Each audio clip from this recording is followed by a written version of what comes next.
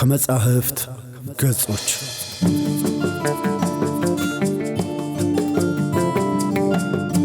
ሰላም ክቡራትና ክቡራን ውድ ኢትዮጵያውያን አድማጮቻችን፣ እነሆ ከመጻሕፍት ገጾች የተሰኘው ፕሮግራማችን ጀምሯል። በዚህ ፕሮግራማችን የተለያዩ ዕውቅ ደራሲያን የጻፏቸውን የግጥም፣ የልቦለድ እንዲሁም የወግ ማስታወሻዎችን ይዘንላችሁ እንቀርባለን። ቻናላችንን ሰብስክራይብ፣ ላይክ፣ ሼር በማድረግ ቤተሰብ ይሁኑ ስንል በአክብሮት እንጠይቃለን። ከመጻሕፍት ገጾች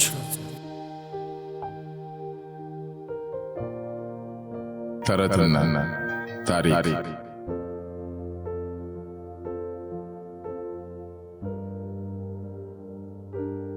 የሰው ልጅ ንቀት ያበዛል።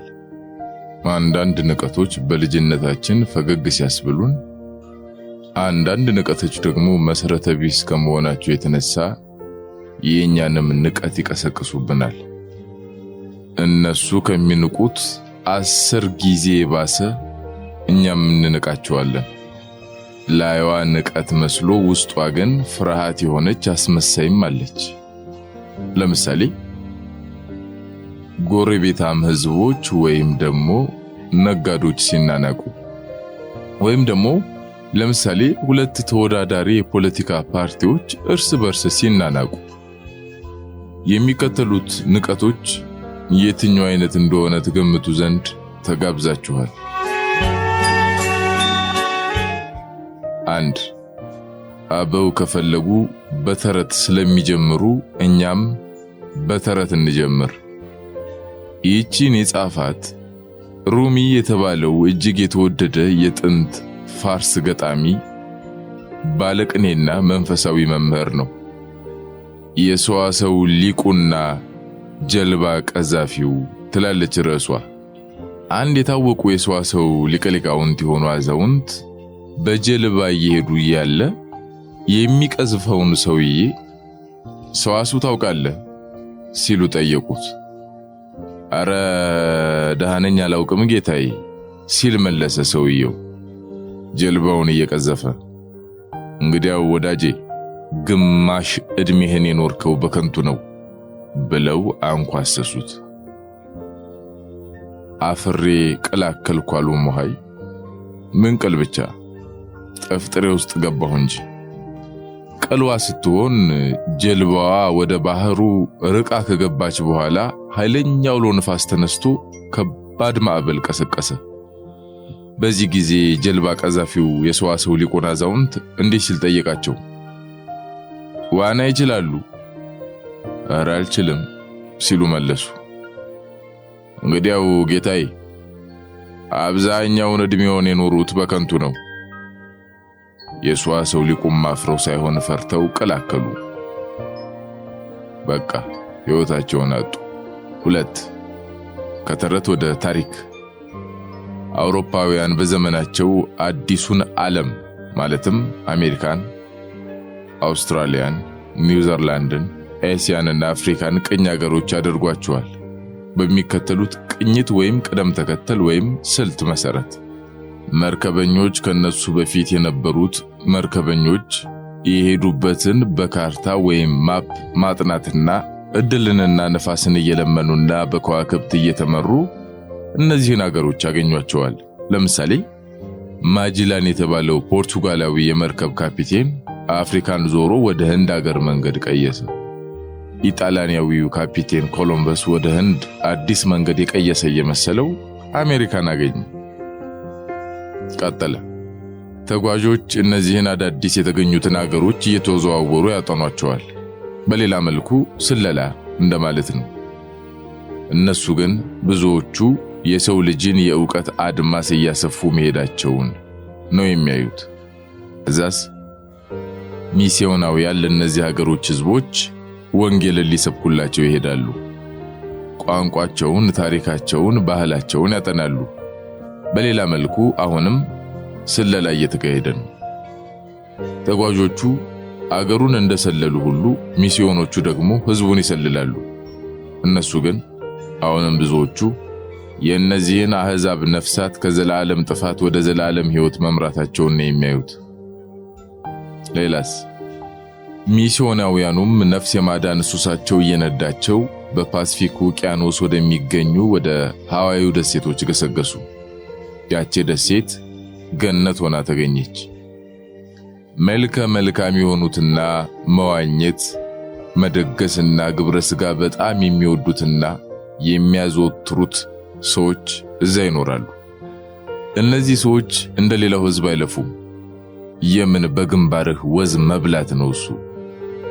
ኮኮናት የሚባለው ረጃጅም ዛፋቸው ወተትና ሥጋ ያለው ፍሬውን ዓመቱን ሙሉ እንደ ልብ ይሰጣቸዋል። በዚህ ላይ አሳው በገፍ ይሰገራል። ረሃብ ወይም ችግር የሚባል ነገር በሃዋይ አይታወቅም። ችግር ስለሌለ ወንጀል የለም። ሌላው ቀርቶ ሴቶቹ ሲወልዱ ምጥ አያውቁም። ጊዜው ሲደርስ በቃ መውለድ ብቻ ነው። ከዚያ እንዲህ እየኖሩ እያለ ሚስዮናውያኑም ለነዛ ሰዎች መጽሐፍ ቅዱስን አስተማሯቸው። ሴቶቹም ኃጢአተኞች መሆናቸውንና በምጥ መውለድ የተፈረደባቸው መሆኑን አመኑ። በዚህ ምክንያት ክርስቲያን ሆኑ።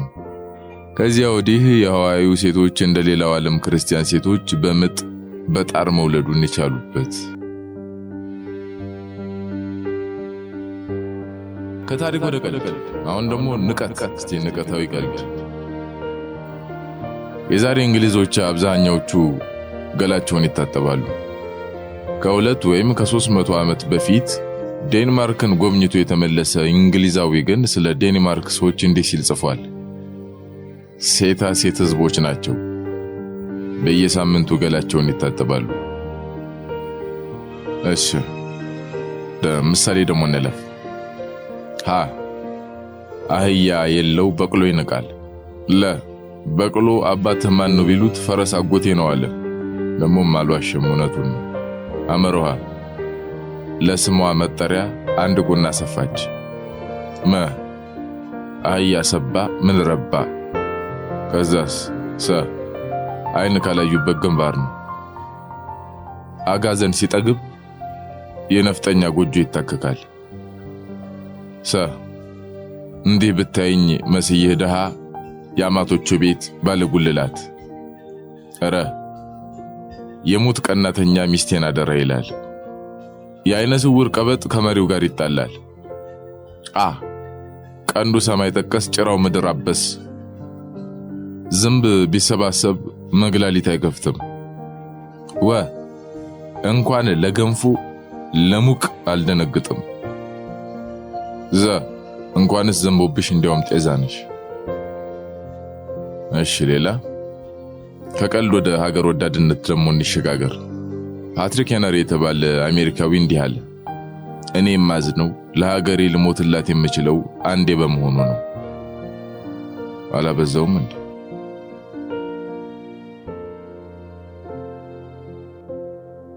የሆነ ቀን እሁድ የማርያም ማህበር ተረግሶ አንድ አዛውንት ሳይታሰብ ያጫወቱኝን ታሪክ ነው። ድሮ ልጅ አበበ ይባሉ የነበሩ ነጋድራስ አበበ ወልዴ የልዕልት ሻሽወርቅ ባል ነበሩ። አንድ ቀን ግብዣ ተጠርተው ሲበሉ ሲጠጡ ውለው ወደ ማታ ላይ በተስኪያን ተሳልመው ተመልሰው ወደ በቅሏቸው ሲያመሩ አጃቢ አሽከሮቻቸውን ማን ነው ከናንተ መካከል ያልበላ ብለው ጠየቋቸው። አጃቢዎቹ ሳይበሉ ውለው ስለነበር አንደኛው ኧረ እኔ ርቦኛል አለ። ነጋድራስም እንካቅ መሳሉና በያዙ ከዘራ ድራሽ አባቱን አጠፉት። ይህንን ሲያወሩ ሁላችንም ሳቅን። አንዳንዱ ደግሞ ምስኪን አሽከር ምናምን እያለ ከንፈሩን መጠጠ። አጭር ዝምታ ሆነ። እኔ ግን አገር ቤት አንድ የቅኔ ተማሪ ቤት የሆነውን ነገር አስታወሰኝ። ማታ ነው፣ የራት ሰዓት ደርሷል። አንዱ ተማሪ ጮህ ብሎ የኔታ ትናንትና ራት ያልበላ ማን ነው ብለዋል ሲል አንዱ ብድግ አለና እኔ ነኝ አለ። ተሜ ናብላ የሚባል መስሎት እኮ ነው። ዛሬም ድገም ተብለሃል ብሎት ቁጭ አለ። ደሞ ሌላ ተማሪ ለመና ሲዞር አንድ ባለ ጉልላት የሀብታም ቤት በሩ ጋር አንዲት ደርባባ ሴትዮ ቆመዋል። በእንተ ስሟ ለማርያም ስለመብርሃን ሲላዜማ ረቦሃል አሉት። አሁንም ሜቴ በጣም ነው የራበህ? በጣም ሜቴ። እንግዲያውስ ሲፈልግ ሙርሙር አድርጎ የራበህ ብለው ጥለውት ሄዱ። አዎ አይ ሜቴ። ግን እቺ ሴትዮ አሁን ምን መሆናቸው ነው? ስለ ራብ እየተመራመሩ ነው ወይስ ሰው በእንጀራ ብቻ አይኖርም ብለው ነው? ይገርማል። ደግሞ እስኪ ወደ አጤዎቹ እንለፍ። አፄ ቴዎድሮስ አንዴ ቁምጥናን ከኢትዮጵያ ምድር ለማጥፋት ቆርጠው ተነሱ። ቆማጣውን እየሰበሰቡ በጎጆ እያጎሩ በሳት ያጋዩት ጀመር። አንዱ ትጋት የሚያበዛ አሽከር ቆማጣዎቹን በጎጆ እንደሰበሰበ ሞላ ሆይ አሉት። አንድ ይጎላል ጃን ሆይ አለና የጎደለውን አምጥቶ ሊሞላ ሲጣደፍ በላን ተገባ አሉና አስገብተውት ጎጆው ተለኮሰ።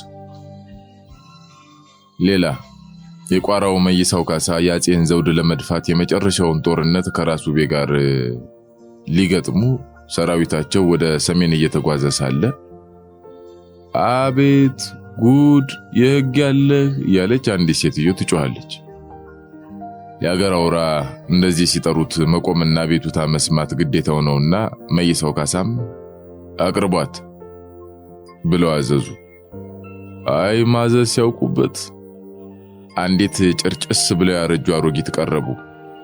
ከተፈለፈለ ጥቂት ቀን ብቻ ያለፋቸው 7 ጫጩቶች ይዘዋል። በቅርጫት ይሁን በአገልግል ይሁን ወይም በሰፌድ አፈ ታሪክ ለይቶ አልተናገረም።